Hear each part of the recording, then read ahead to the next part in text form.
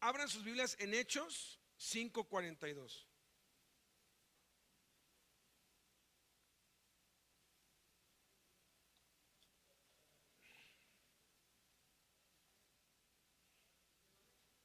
Sí, claro, claro.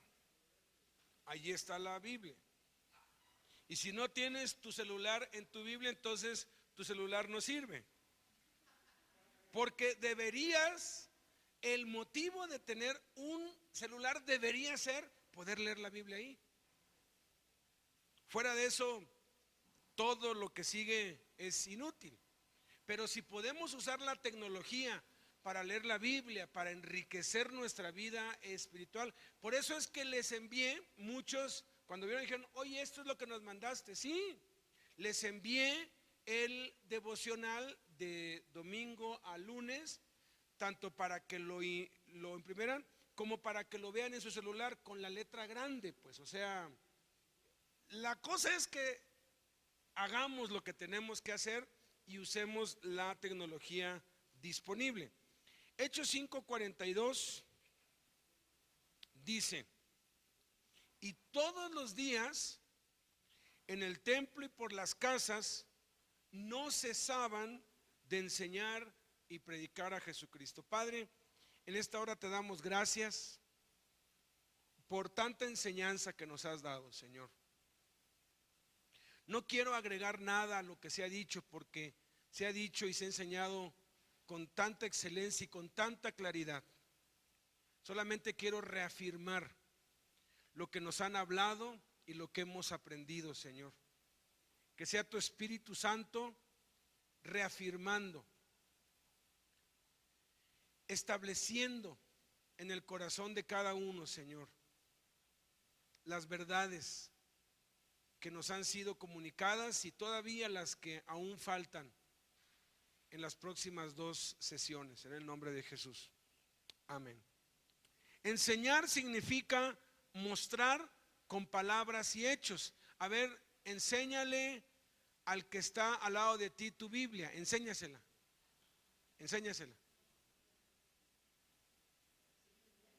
Enseña, ahí está la Biblia, ahí está.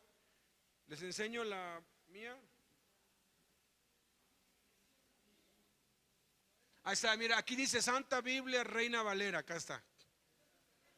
No, ahí está la Biblia, Santa Biblia Reina Valera. Ahí está.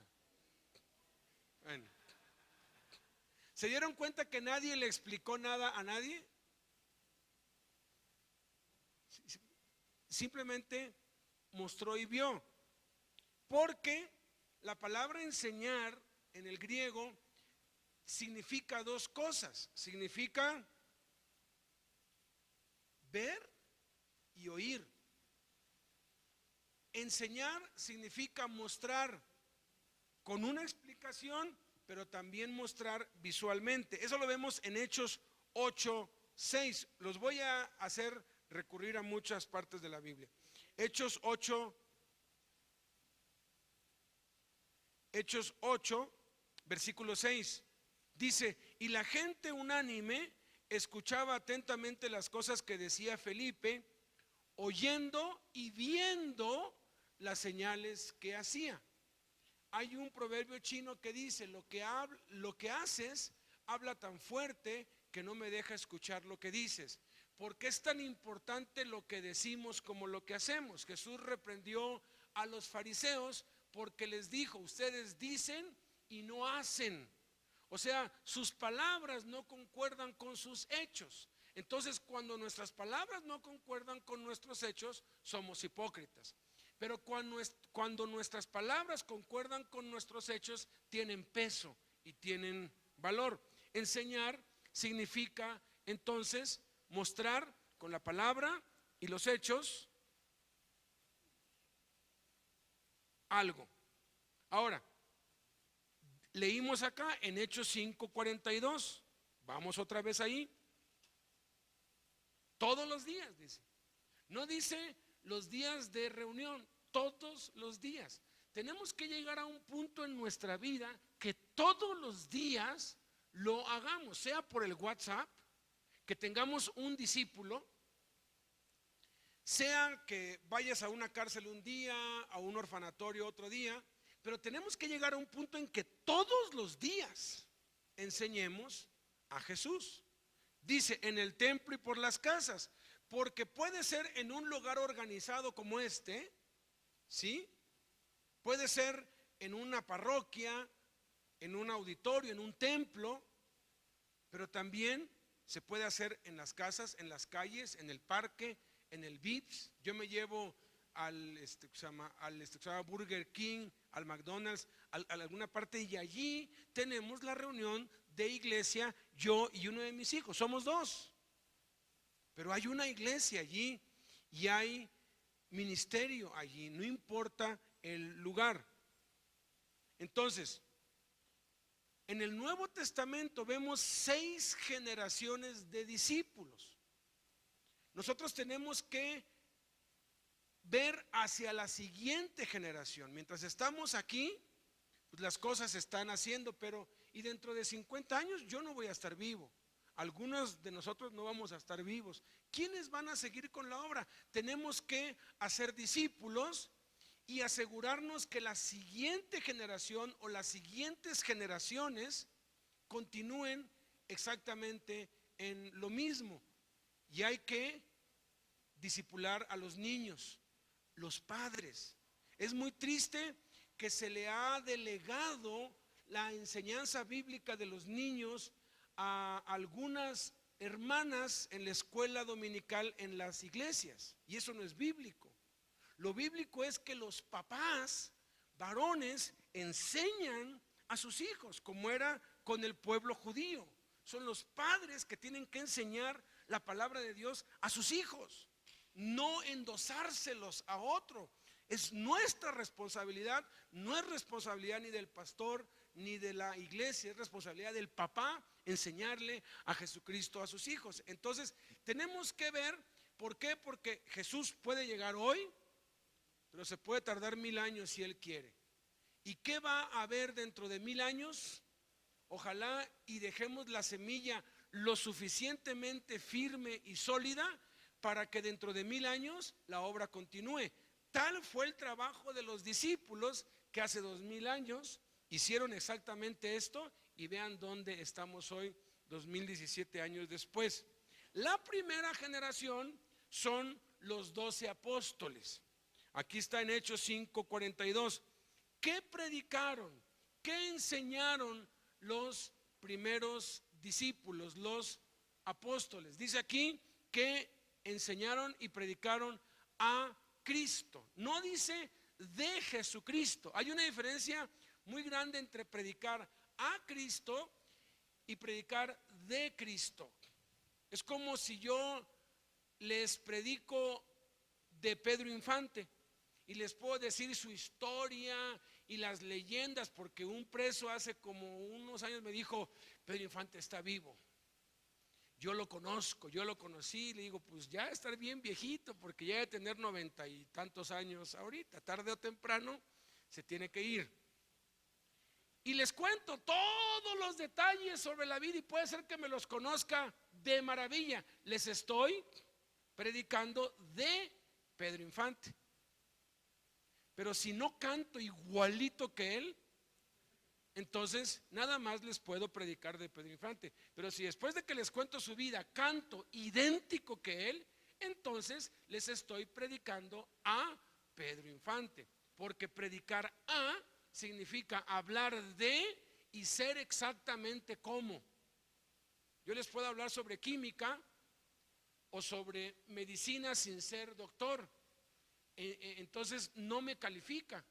En este punto, la primera generación no solamente habló de Jesús, sino vivió como Jesús. La segunda generación son los 7 diáconos. Aquí en Hechos 6 nosotros vemos que les imponen manos y los levantan como diáconos para servir en la iglesia, para atender en las mesas. ¿Qué predicaron? Pues no se nos dice de los 7 que predicaron. Podemos ver a Esteban, qué impresionante, pura Biblia. Todo el capítulo 7 es pura Biblia. Predica la palabra, dijo Pablo. O sea, no tenemos por qué andar predicando sabiduría humana o psicología o otras cosas. Tenemos la palabra de Dios. Pero podemos ver aquí en el capítulo 8, versículo 5, qué es lo que predicaba uno de ellos. Dice: entonces Felipe, descendiendo a la ciudad de Samaria, les predicaba a Cristo. Pasaron los años y vino la tercera generación. Y esta tercera generación eran algunos que habían ido huyendo por la persecución. Y en Damasco habían discípulos. Y dice aquí en Hechos capítulo 9, versículo 10: había entonces en Damasco un discípulo llamado Ananías. Fíjate, habían discípulos, porque luego dice en el versículo 19: y habiendo tomado alimentos recobró fuerzas, y estuvo Saulo por algunos días con los discípulos que estaban en Damasco. De hecho, los discípulos de Damasco son una generación antes que Saulo, porque para este tiempo ya habían pasado cerca entre 20 y 30 años del inicio del cristianismo. ¿Qué predicaron estos? No nos dice qué predicaron los discípulos de Damasco, pero dicen que el árbol se conoce por su fruto. Dicen que hijo de tigre, pintito. Saulo es hijo de los discípulos de Damasco. Fue ganado por un discípulo y luego discipulado por los discípulos de ahí. Y Saulo es la cuarta generación de discípulos. Y sí nos dice la Biblia que predicaba Pablo. Dice el versículo 20 de Hechos capítulo 9: enseguida predicaba a Cristo. Nota, los apóstoles a Cristo, los diáconos a Cristo, Pablo a Cristo. Obviamente, ¿qué predicaban los discípulos en Damasco? A Cristo, ¿no? La quinta generación la vemos en Primera de Corintios. No hay tiempo para dar toda una cronología, pero en orden con el tiempo, cuando se escribe la carta a los Corintios, ya estamos entre el año 55 y 57. Y dice aquí Pablo en 1 Corintios 1:1, uno de los proyectos de vida que yo tengo. Si Dios me da licencia, todavía no me ha dicho, pero ya tengo, ahora sí que nada más es cuestión que Dios me diga ya, es editar una Biblia. Hay Biblia según Thompson, según MacArthur, Biblia Plenitud, Biblia Pentecostal, hay Biblias según un montón, ¿no? ¿Por qué no hacer una Biblia según Jesucristo? ¿No? La Biblia de acuerdo a Jesús, ¿no? O sea, digo, no tendrá derecho Jesucristo a opinar y comentar toda la Biblia con lo que enseñó Jesús, resaltar las 350 profecías acerca de Cristo, las 30,000 promesas. Hay 30,000 promesas y y todos los mandamientos de Cristo, etcétera. O sea, y en ese proyecto yo quisiera corregir un error muy grave que se ha cometido históricamente. Todo mundo conoce la carta a los Corintios como la carta de Pablo a los Corintios, pero sabes, eso es inexacto, porque la carta a los Corintios la escribieron dos. Dice Corintios 1:1: Pablo, llamado a ser apóstol de Jesucristo por la voluntad de Dios, y el hermano Sóstenes. La mayoría ni sabe quién es el hermano Sóstenes, y algunos leen y el hermano Sóstenes, ¿no? ¿Qué? ¿Este vendía ropa interior o qué? No, o sea.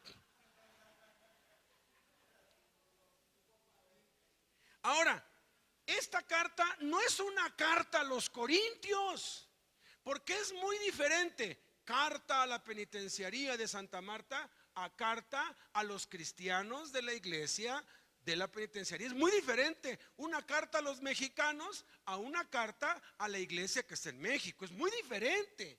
Aquí dice versículo 2, a la iglesia de Dios que está en Corinto. Esta carta no era para todos los corintios. Entonces esta no es la primera de Corintios, esta es la primera carta del apóstol Pablo y el hermano Sóstenes a la iglesia de Dios que estaba en Corintio.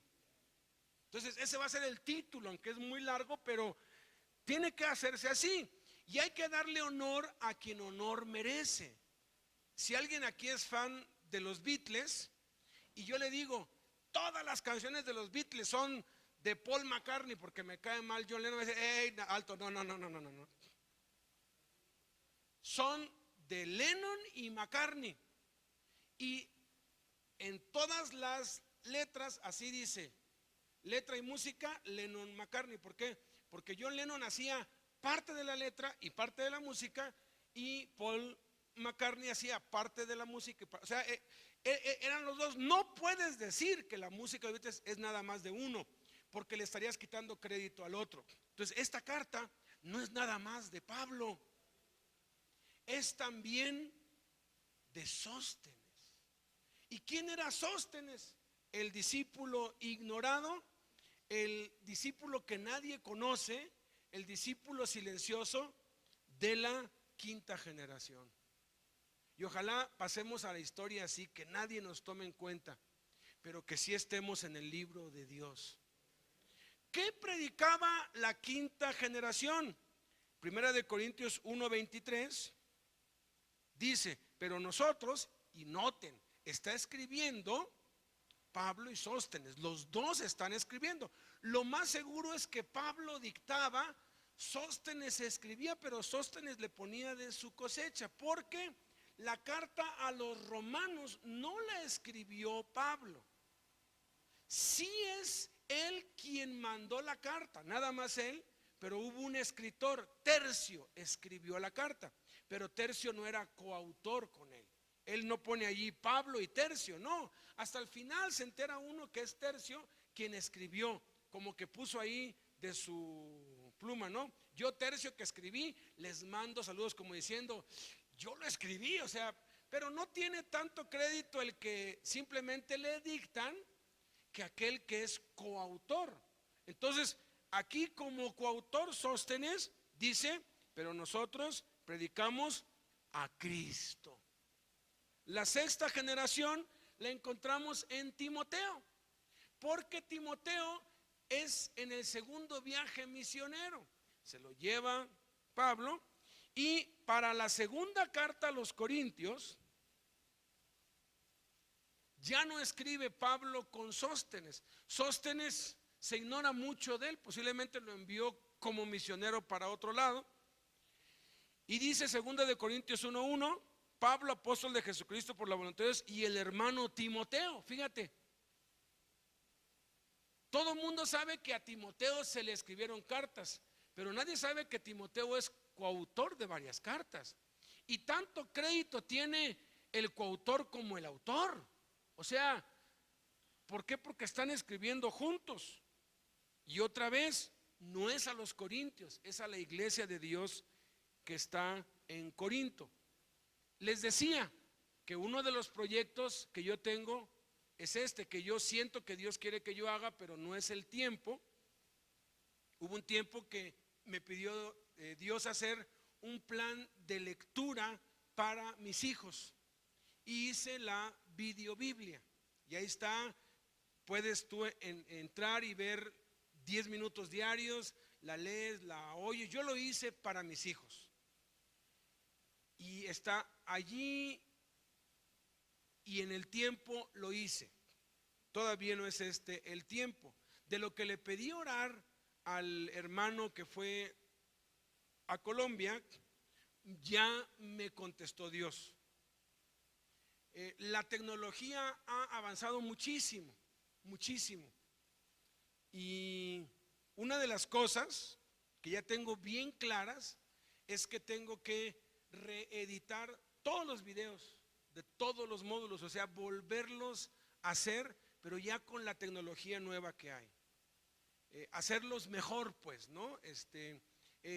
Voy a quitar todo lo que no tenga, todo lo que tenga derecho de autor. He metido muchas películas y muchas cosas, pero ya hay los medios de poder hacer nuestras propias cosas.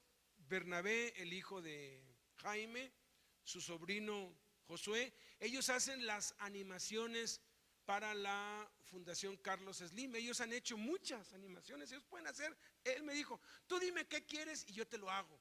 Todo se puede hacer. Mi hijo está estudiando ingeniería en diseño de videojuegos y eso implica también hacer, o sea, diseños y cosas. Entonces nos va a tomar unos años, pero es una de las cosas en las que Dios quiere que yo empiece a trabajar desde ya.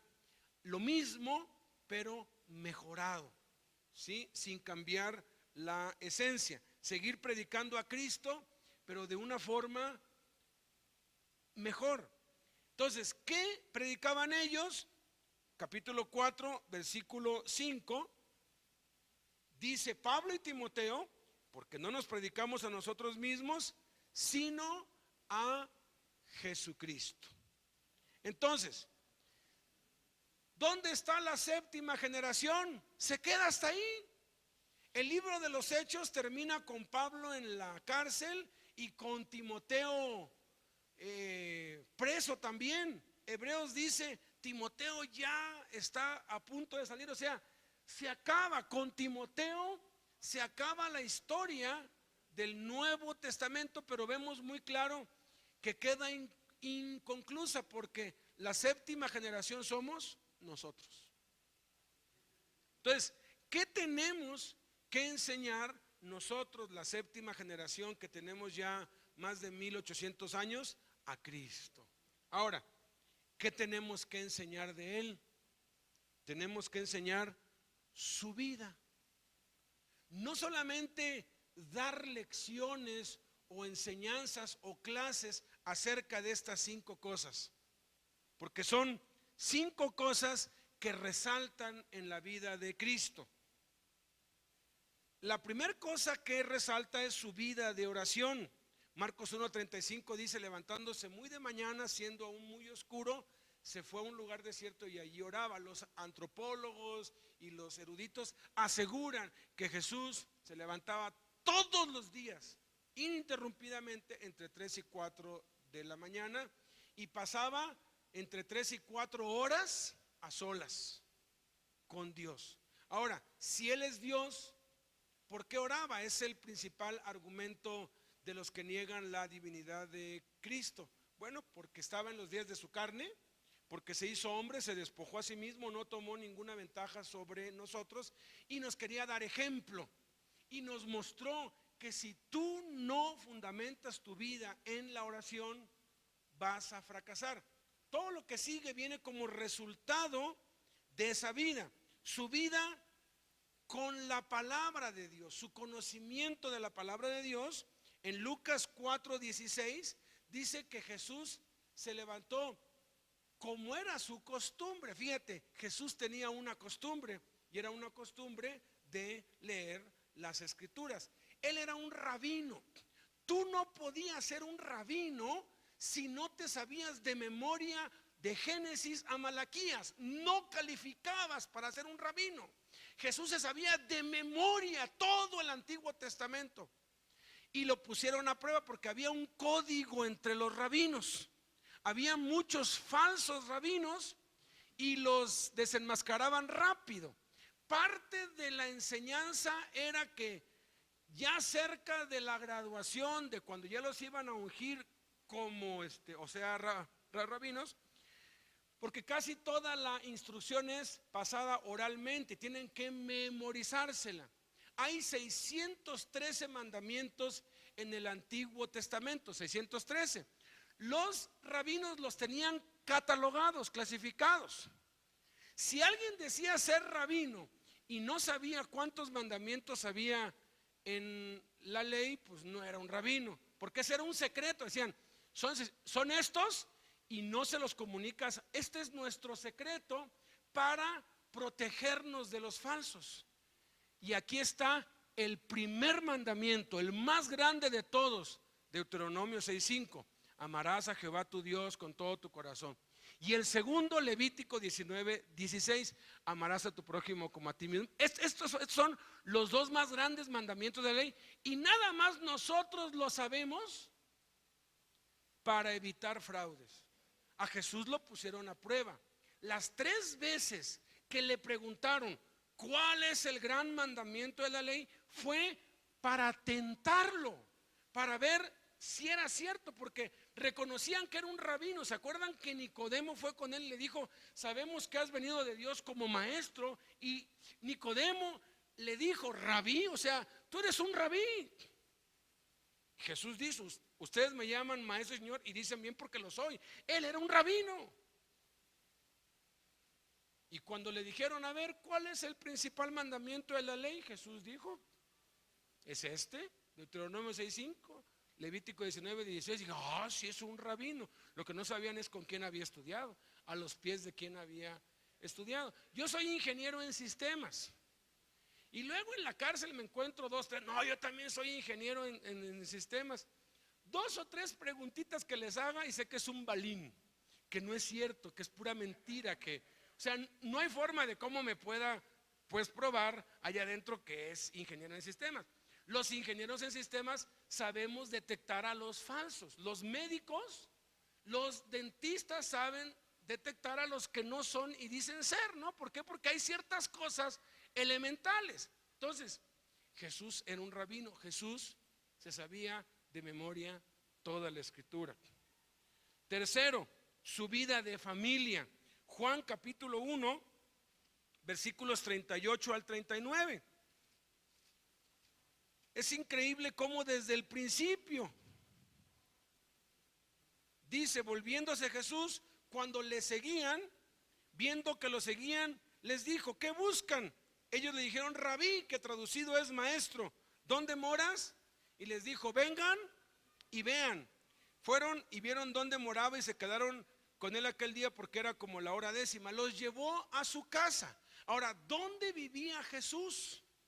Vivió de niño, nació en Belén.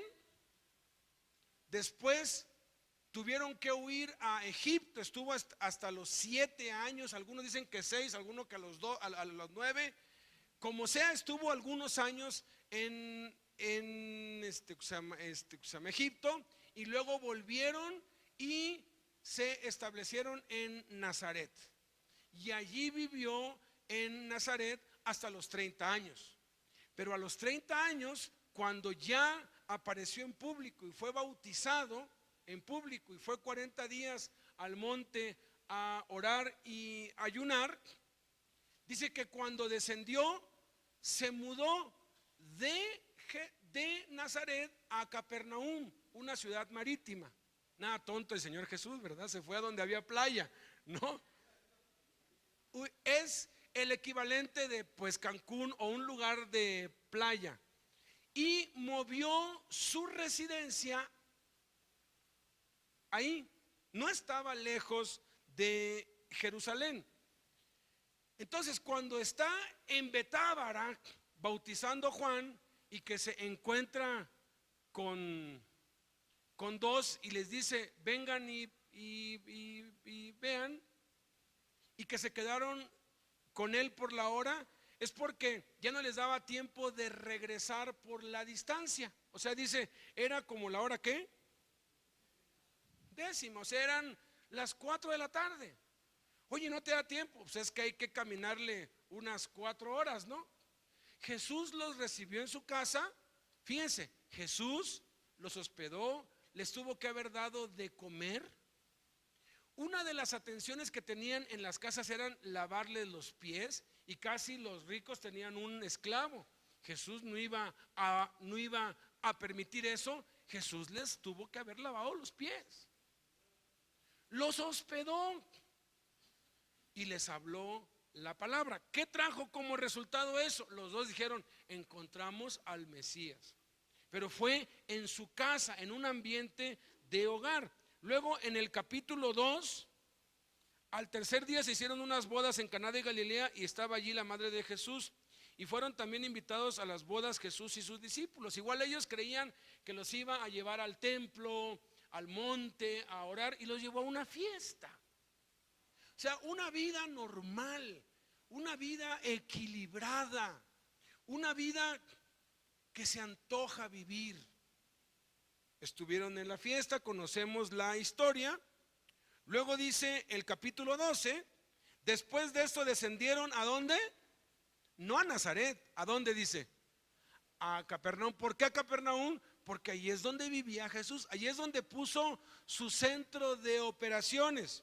Él, su madre, sus hermanos y sus discípulos. Trajo a su casa un montón de gente. ¿Y quién los atendió? Jesús. Claro, su mamá le ha de haber ayudado, por supuesto. Y estuvieron allí no muchos días.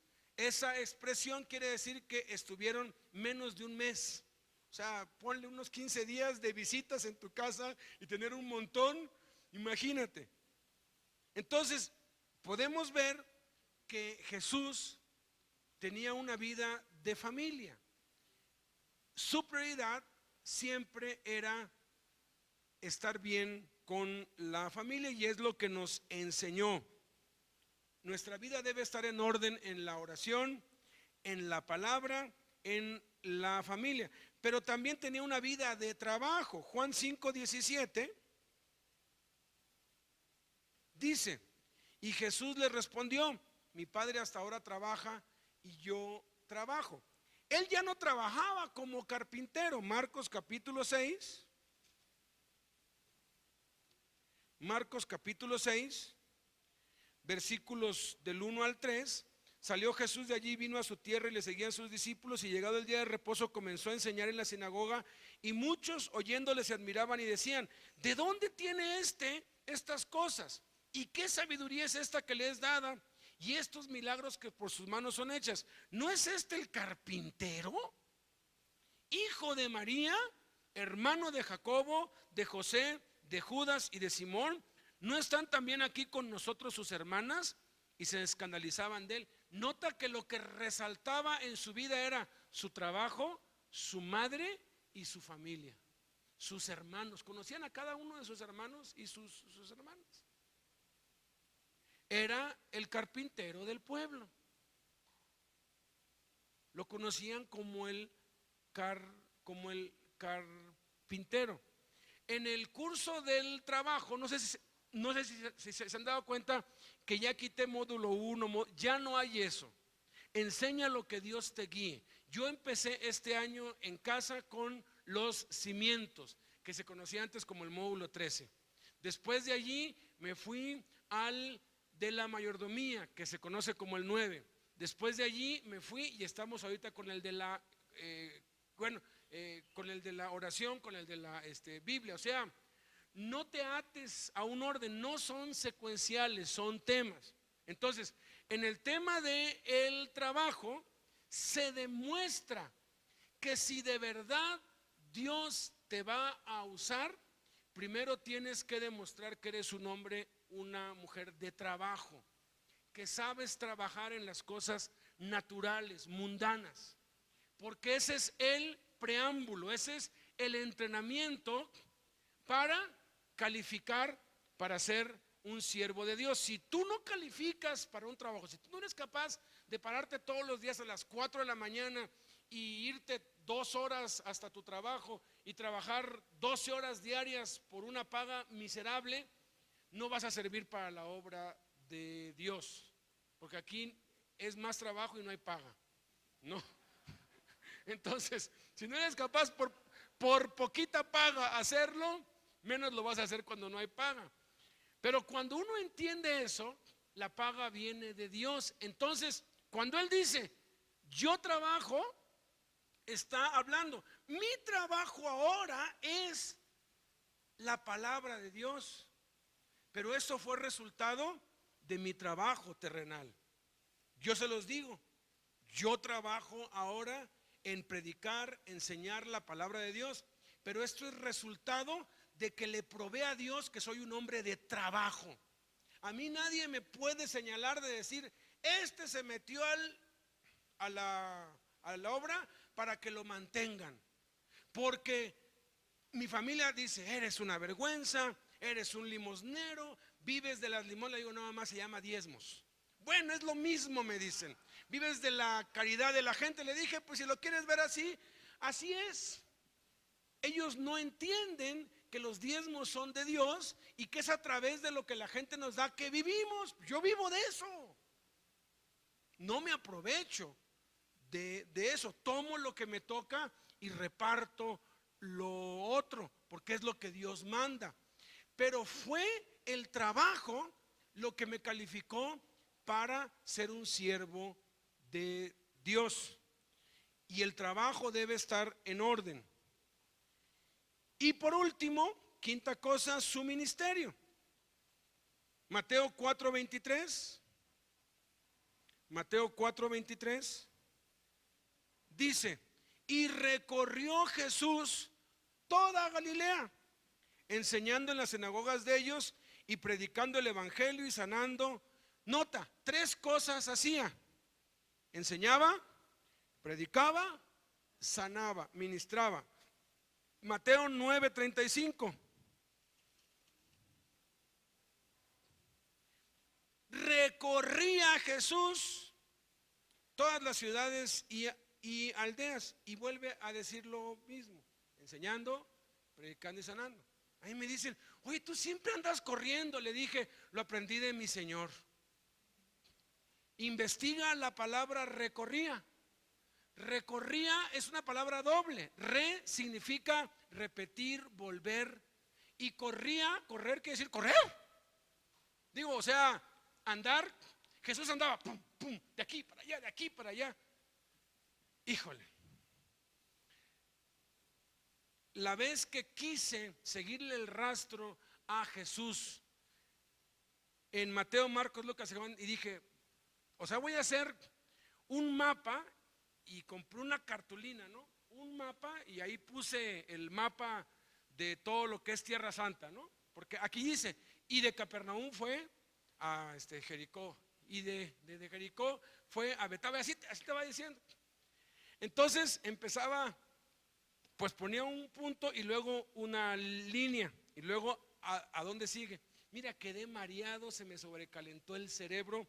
Eso parecía una gráfica indescriptible llena de rayas porque se volvían a juntar y luego tenía que tomar otro color. Bueno, dejé el proyecto a un lado, dije, es imposible seguirle el rastro a este hombre.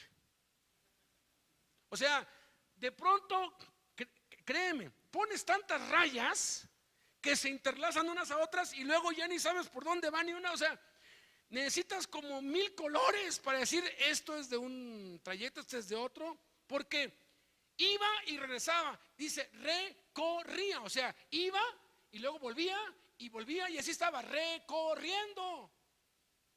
Digo, qué maravilloso privilegio me has dado. Voy a la penitenciaría, luego me voy al sur, y luego al otro día al oriente, y luego al otro día al norte, y luego aquí, y luego allá, y estamos recorriendo.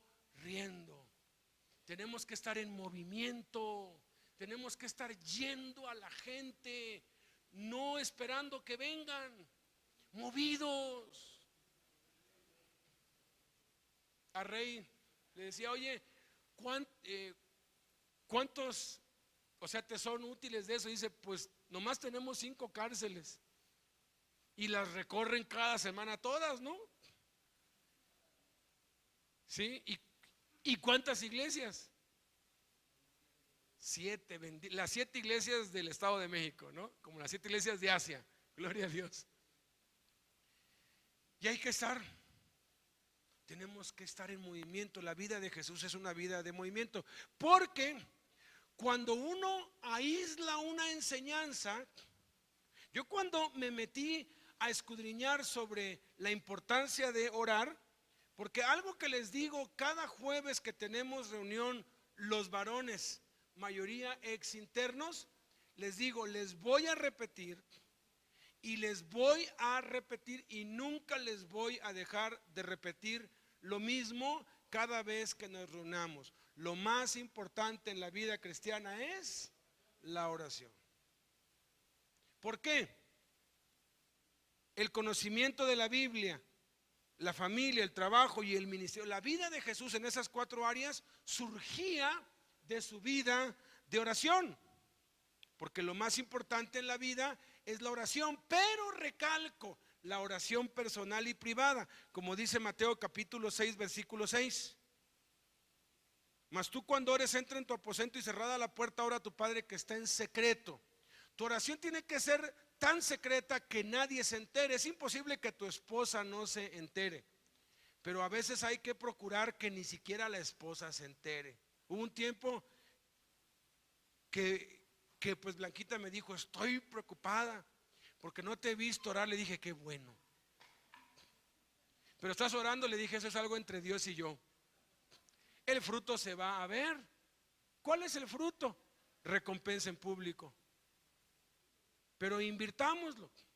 Si no entras en tu aposento y no oras a tu Padre que está en secreto, tu Padre que ve en secreto, ¿qué? Te avergonzará en público. Y por eso somos avergonzados tantas veces y somos expuestos y ridiculizados, no por Cristo, sino por nuestras tonterías. ¿Por qué? Porque hemos dejado la cámara secreta. Y de allí, de esa cámara secreta, de ese tiempo, o sea, si yo te digo cómo oro y lo que oro, voy a perder la recompensa y no la quiero perder. Porque debe ser tan íntimo como la relación íntima que tiene cada esposo con su esposa. Nadie anda contando: hice esto con mi mujer en la intimidad. Nadie. Es vergonzoso. ¿Por qué? Porque es algo reservado para dos. Tu tiempo a solas con Dios debe ser algo reservado para Dios. Yo cuando de pronto voy en el carro y quiero oír algo y empiezo a oír una pues prédica de alguien y oigo que alguien dice: hoy que me levanté a las 3 de la mañana, el Señor me mostró, después de 3 horas de estar agonizando en oración, que les tenía que dar este mensaje. Le cambio y digo: ese hombre ya perdió y está haciendo alarde de algo que Jesús dijo en secreto. Y aprendimos el jueves pasado algo, ¿no? Si alguien te pregunta algo,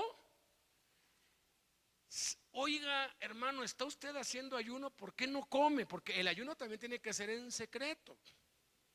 Qué precioso. Dile: ¿sabes guardar secretos? Sí, yo también. Y no tienes que decirle si estoy ayunando, no estoy ayunando, nada. Hermano, ¿y usted cuánto tiempo ora? ¿Sabes guardar secretos? Yo también. Ya no tienes por qué andarle diciendo a nadie, porque si lo haces, eso es presunción, vanagloria, soberbia. Todo surge de la oración. ¿Alguien aquí conoce a David Brainerd? Alce la mano el que conozca a David Brainerd, por favor. Ok, tú.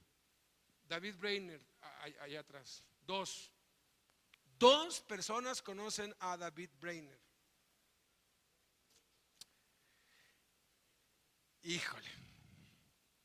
Te voy a leer, todavía tengo tiempo. Te voy a leer una porción de un libro que se llama ¿Por qué no llega el avivamiento? Fue escrito hace 60 años por Leonard Ravenhill. Lo busqué, lo descargué, pero lo pasé del PDF a Word, y cuando lo pasas, algunas palabras no te las copia bien y estoy leyéndolo otra vez para corregirlo bien. Espero el día lunes ya lo ponga en la página de la fundación. Y este libro te va a sacudir respecto a la oración, porque él dice que es la oración, la falta de oración, la causa de que la iglesia está en la bancarrota espiritual que está. Pero lo que pretendo yo con esta última enseñanza mía, haciendo eco de todo lo que nos han enseñado, reafirmando y diciendo así a todo lo que nos ha hablado Dios a través de Reinaldo, de Bernie, de los americanos, de Humberto ayer, es prender una chispa. en cada uno. Algunos ya tienen esa chispa, entonces es echarle más leña al fuego para que arda más. Los que se les está apagando, que se les prenda otra vez. Y que esto sea como el SIDA, como un virus que por donde vamos infectando, vamos prendiendo la chispa. Esa chispa es el deseo de ser personas de oración, porque es lo único que hace falta para empezar. Escucha lo que dice: los hombres y mujeres de oración deben ser hombres y mujeres de acero, pues serán atacados por Satanás aún antes de ellos empezar a atacar su reino. Seguramente el avivamiento tarda porque la oración decae. Nada temen más Satán y el infierno que los hombres y las mujeres que oran. Una vida eficaz no es necesariamente una vida larga. Un hombre que muere a los 20 años puede haber hecho como si hubiese vivido un siglo si ha vivido una vida de oración. Por propia naturaleza el fuego produce fuego. Si hay combustible a su alcance, el fuego lo convierte en más fuego. Ve de una pequeña llama cuán grande fuego enciende, dice Santiago. El fuego no puede producir hielo, ni el diablo hacer santos. Así, líderes fríos no producirán guerreros en la oración.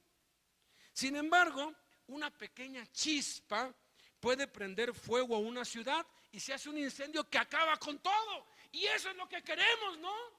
Que el evangelio llegue hasta el último rincón de las cárceles de la ciudad. Pero se necesita fuego, se necesita provocar un incendio. Y tú y yo podemos ser esa chispa. De una vela pueden encenderse 10,000. De la perfecta vida de oración de David Brainerd, fíjate, reconocido por todos los teólogos, líderes prominentes en la historia de la iglesia cristiana, se reconoce a este muchachito de ¿cuántos años murió? 29 años. Era un niño, jovencito, y empezó a los 22, ¿no? Porque fueron 7 años, ¿verdad? 22. Ahorita nos va a contar Armando. Él conoce más de David Brainerd. Prominentes ganadores de almas han recibido su fuego inicial. Hablamos de Carey, Payson, Jonathan Edwards, Juan Wesley. Simplemente del diario de aquel vaquero que vino a ser el adolorido apóstol de los indios en Norteamérica, recibió Payson la inspiración que le hizo principiar a los 20 años una vida de oración que casi eclipsó la de Brainerd. Otro grande en oración que siguió los pasos de Brainerd, terminando una vida bien madura a la edad de 29 años, fue Roberto Murray McKinney. Este gigante de la oración fue magnetizado para realizar el más grande de los oficios que un alma humana puede ejercer, que es el de orar. Leyendo acerca de Brainerd.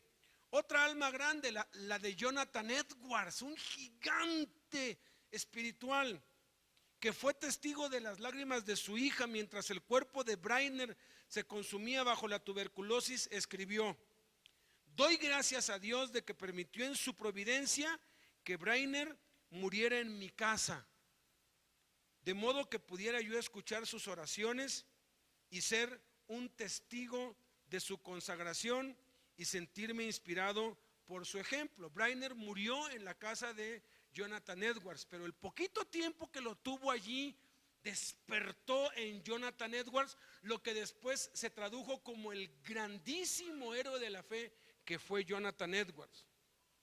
Cuando Brainerd estaba muriendo, Wesley empezaba su vida de conquista espiritual. Wesley dijo: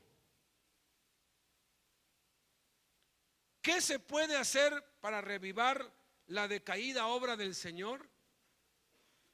Y el incansable evangelista Juan Wesley, que conmovió 3 continentes, dio a renglón seguido la respuesta: que cada predicador y siervo del evangelio lea con atención la biografía de David Brainerd. Ha estado en la página desde siempre. Es increíble que les estoy enviando ahorita un libro que se llama Más allá de lo radical. Tiene 30 años ese libro, desde que la página empezó, está ahí. Y ahí, oye, qué bonito. Le digo, es que está ahí, tal vez no era el tiempo. Es posible que sí hayas leído esa biografía, es posible que no, por lo que veo no, porque es imposible que leas la historia de ese hombre y no te afecte hasta las entrañas, hasta los huesos. Ya la puse allí en lo mejor de lo mejor y en lo más nuevo. Ahí está para que le hagas clic, imprímelo, gasta un poquito, es corto el libro, corto, es un diario, ni siquiera es un libro, es un diario. 42 páginas. Y te insto a que lo leas despacito, con humildad, para que la chispa. ¿Quién fue David Brainerd? Pasan. Quiero que oigan, una vida de 7 años que ha trascendido por siglos, ha impactado, y ojalá la vida de ese jovencito hoy nos sacuda y nos impulse. Y con lo que él diga, ya acabo con una oración. Rápido ya. Nada más voy a enriquecer un poquito más lo que Beto dijo, pero realmente es algo que es bien cierto, ¿no? Este hombre era joven, o sea, era muy joven. Realmente cuando él empezó su vida de ministerio, porque él quería ser ordenado, ¿no? En este tiempo por las iglesias, él fue expulsado, ¿no? Del ministerio porque un día dijo que, oyendo a un ministro del evangelio, dijo algo que no le pareció, dijo, no sé cómo no cae muerto, ¿no? Eso obviamente era una falta para esa iglesia, y lo expulsaron después. Una ciudad de misioneros lo envió a los nativos, y él es donde ahí realmente se mete. Como para hacerse él, en sí, pues nada más así como para que, bueno, pues ya vete, te damos esto y ve allá. Pero el punto es de que él realmente el diario, o sea, él tenía que hacer un informe acerca de lo que estaba pasando con los nativos, pero en sí, él, aparte de hacer así como que una recopilación de lo que él vivía, o lo que hacía el trabajo en la obra, él de repente tuvo un sentir de hacer un diario personal de su vida. O sea, él ahí en su diario nada más, de hecho la intención de David Brainerd no fue realmente que se pusiera su vida, realmente fue así como que de repente ahorita te propones y al día siguiente haces tu diario, y ahora en este día pues oré, me sentí así, hice tales cosas, pero vamos, es realmente una vida muy llena de Dios, porque lo que transmite esas páginas, a pesar de que es un libro muy pequeño, es la vida de Cristo, ¿no? Lo que estabas platicando ahorita, ¿no? El ejemplo, o sea, lo que vivía en Jesús, lo que pasaba en él, toda su vida de oración que vivía. Por ejemplo, él de repente decía, hoy me levanté con mucho ánimo de orar y estuve orando desde que me levanté, desde que se puso el sol hasta que se oscureció. O sea, desde que amanecía estaba postado hasta que anochecía, ¿no? Y cuando más o menos tenía algo así como de pocas ganas, eran 4 o 3 horas, ¿no? Diarias, ¿no? Ahora oré, no me sentí con mucho ánimo, oré como 2 horas nada más. Entonces, vamos a lo que decía Beto, ¿no? Es un libro o es una historia de un hombre que la verdad vivió una vida de oración muy intensa. Vivió una vida de oración muy. Es corta, ¿verdad? Su vida, pero de hecho ahorita que estaba mencionando a Leonard Ravenhill, él decía una frase: ningún hombre es más grande que su vida de oración. Tenía esa. Y bueno, y que un líder espiritual o uno que predica, si no tiene por lo menos 2 horas de oración diarias, no vale ni un centavo, o un pepino. En el libro de ¿por qué no llega el avivamiento? Ahí dice, de hecho utiliza palabras más fuertes como que hay demasiados predicadores muertos en el púlpito, ¿no? Que por eso no está ese fuego que dice Beto, ¿no? Ese fuego que expanda el evangelio, ¿no? Pero por ejemplo hay unas notas que te voy a decir nada más, unas frases que vas a encontrar precisamente en el libro, de lo que él tenía, o su comunión con Dios, y lo que él expresaba, ¿no? Por ejemplo, él decía, 1 hora con Dios excede infinitamente todos los placeres del mundo. O sea, con 1 sola hora de Dios. Él decía eso. Él tenía gusto por las cosas divinas, al grado de enfermarse por tanto estudio. O sea, él estudiaba, como decía, o sea, estudiaba, se enfermaba demasiado por estar tanto tiempo en las cosas de Dios. Él fue inspirador de muchos misioneros, ¿no? Uno de ellos fue William Carey, ¿no? El padre de las misiones. Henry Martin también fue otro misionero. Él se inspiró a través de leer la vida de David Brainerd. Jonathan Edwards, obviamente, pues igual fue contemporáneo y obviamente él le ayudó después. Con 24 años de edad dijo esto, tenía 24 años de edad y dijo esto: el Señor me ayude a vivir para su gloria. Nunca he deseado tanto vivir para Dios y dedicarme totalmente a Él.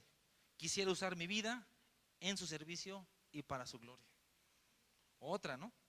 Oh, dice, es una dulce disposición el perdonar todas las injurias que nos hacen, el desear bien a nuestros mayores enemigos como si fueran nuestras propias almas.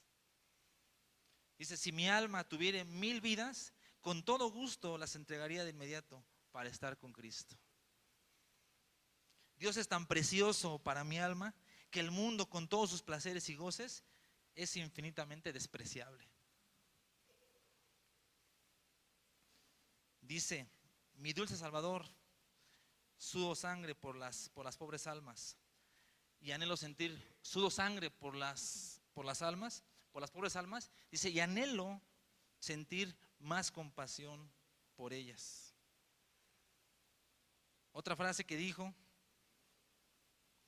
dice, no pude hacer nada más que decirle a mi querido Salvador, en una dulce calma, que no tenía ningún deseo, no tengo ningún deseo excepto Él, nada sino la santidad. Él me había dado estos deseos y solo Él podía darme las cosas deseadas. En otra ocasión dijo, me siento diferente ahora de cómo me he sentido. Antes, bajo cualquier gozo, o sea, me siento mejor. No lo puedo deletrear muy bien ahorita esto, pero dice, me siento diferente ahora de cómo me he sentido antes. Bajo cualquier gozo, más comprometido, bajo cualquier gozo, así es, más comprometido para vivir para Dios, para siempre, y menos satisfecho para mí mismo y mis cosas. Y otra por ahí dice, sentí alguna compasión por las almas y me lamenté de no haber sentido más. La delicadeza, la bondad, la mansedumbre y el amor por toda la humanidad, dice, lo sentí más que nunca. O sea, todo esto era producto de su vida de oración, ¿no? Todo eso era producto de su intimidad con Él. Y realmente cuando yo la leí la primera vez también, pues me confrontó, ¿no? Porque obviamente si de repente uno piensa que ora, pues realmente se queda uno corto, ¿no? Es decir, pues uno no ora, o sea, a comparación de estos hombres, uno no ora nada, ¿no? O sea, realmente tenemos muy poca vida de oración en comparación, y es por eso que este mismo legado, pues como dice Beto, ¿no? Se puede dejar por ustedes, ¿no?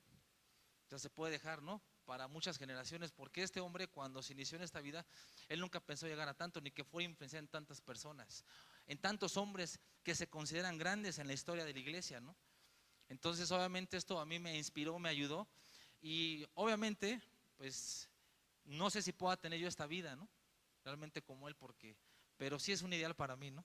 De crecer más y más. O sea, me animó a seguir creciendo más en intimidad con Dios, independientemente de lo que Él me permita hacer para Él, o de lo que Él me permita, o sea, o cómo me use, ¿no? De hecho, ahorita que estaba mencionando Hechos 6, ahí los apóstoles se dieron cuenta que estaban descuidando dos cosas, ¿no? Dos cosas estaban descuidando. Estaban sirviendo, estaban haciendo las cosas para Dios, estaban en la obra, pero ellos estaban descuidando dos cosas, ¿no? Y este es un ideal para mí. Estaban descuidando, ¿no? El ministerio de la palabra y de la oración. Y ellos dijeron que iban a dejar de servir a las mesas para dedicarse al ministerio de la palabra y de la oración. Entonces, una de mis oraciones a Dios es lo que decía, no sé, el hermanito en la mañana, ¿no? El que Jesús viva su vida en mí, ¿no? Independientemente de lo que haga, ¿no? Y que pueda yo tener ese ideal, ¿no? Dedicarme al ministerio de la palabra y de la oración. Ya lo demás, pues es lo que Dios añade, ¿no? Es lo que Dios realmente pues ya le da a uno, pero en sí, la verdad es una historia que pues es un libro más bien que se los recomiendo, les animo a a leerlo, junto con otros que están en la página, muy buenos también. Hay otro hombre por ahí que se llama John Hay, El hombre que oraba, también es un libro muy bueno. No es tan largo el libro. Realmente tú puedes ver en esas páginas cómo eran hombres dedicadamente entregados a Dios, donde realmente pusieron por delante siempre su comunión con Dios. O sea, esa parte nunca la descuidaron, siempre estaban intensamente orando. Es por eso que pues ves vidas exitosas espiritualmente hablando. A lo mejor en su físico, porque murieron muy jóvenes. De hecho, también Jai murió a los 48 años, algo así, ¿no? Pero en sí, lo que habla sus vidas eran unas vidas totalmente entregadas a Dios. Y esa es algo que pues nos debe de motivar, nos debe de animar para seguir adelante. Y bueno, pues yo lo diga a Beto, ¿no? Y todos ustedes por darme la oportunidad de poderles compartir esto. Y que bueno, que sean grandemente bendecidos, ¿no? Con estos libros que la verdad nos van a ayudar o nos van a seguir animando para tener más intimidad con Dios y más comunión con Él. Dios los bendiga y Dios los guarde.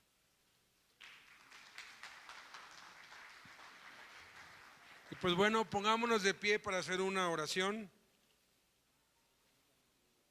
El reto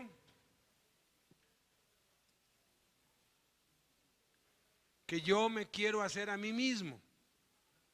Me acuerdo hace casi 30 años escuché a Fermín, a Fermín García. Él habla así: hermanos, decía, nadie se ofenda por lo que digo. Me estoy predicando a mí mismo. Me estoy regañando a mí mismo, decía. Y esto lo digo por mí. Porque comparado con esos hombres no oro nada y quiero que la chispa se prenda en mí. Quiero que la chispa se prenda en mí. Quiero orar más. No hay técnicas, no hay métodos, es el deseo. Algo que se me ocurre es, bueno, los que estamos de lleno, algunos tenemos la bendición de no hacer otra cosa más que esto. Otros no, otros tienen que trabajar, tienen que cumplir horarios. Pero lo que se me ocurre es, bueno, pues si nuestro trabajo es la obra, es ¿por qué no asignar, no sé, un tiempo, como le hizo David Wilkerson, que él dijo: estoy harto, voy a abrir una nueva actividad en la iglesia, dijo. 2 horas diarias, no me interrumpan, no me hablen. Habló con su esposa, con la secretaria, dijo: ¿saben qué? De tal hora a tal hora no estoy para nadie, voy a apartar esas 2 horas para orar. Y fue de allí que nació el ministerio tan grande que Dios le dio a David Wilkerson. O sea, si tenemos la oportunidad, hagámoslo.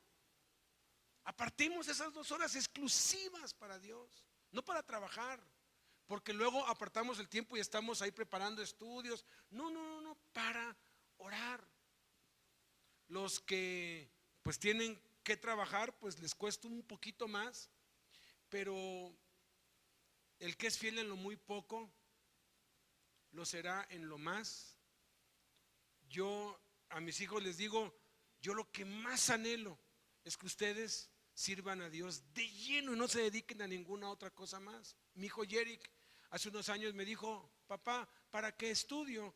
Si tú estudiaste y no ocupas eso que estudiaste. Le dije: porque es el modelo que nos dejó Jesús. Tienes que demostrarte a ti mismo y a Dios que eres un hombre de trabajo, que sabes hacer algo.